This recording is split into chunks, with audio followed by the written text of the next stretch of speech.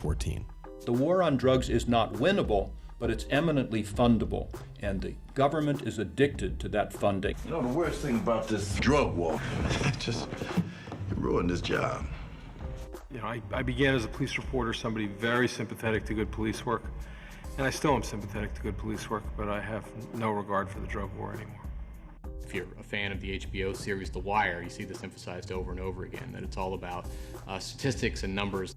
Radley Balco is a journalist who's spent years studying the effects that federal drug money has had on law enforcement. You need to make as many drug arrests as possible, seize as many drugs as possible, and that's how you get your grants from the federal government. If you're running a police department, you don't get massive grant money for solving murder cases, or rapes, or theft. Your only major financial incentive is to solve drug crimes. And if you don't make the same drug arrests as last year, you won't get the same budgets this year. And yet all you're doing is making meaningless street arrests that have no consequence. You're just harvesting stats. This incentivizes police departments to set up specialized SWAT teams so police can conduct more drug raids. And the U.S. government will provide money for SWAT equipment as well. No-knock raids are some of the most cruel, horrible tragedies a human can go through because it's so terrifying.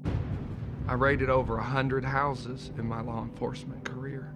There would be 15 of us and all this riot gear and the biggest, fanciest gun we could get.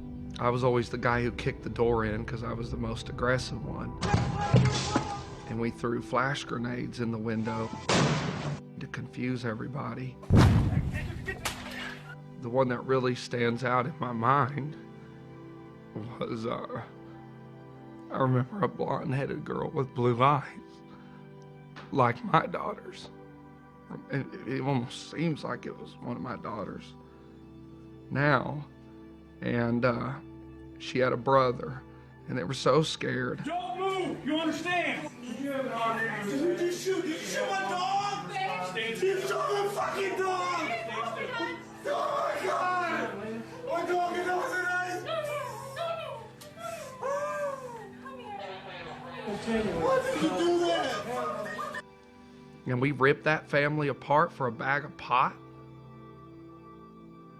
Sometimes people feed them wrong information. Sometimes it's just an accident where they read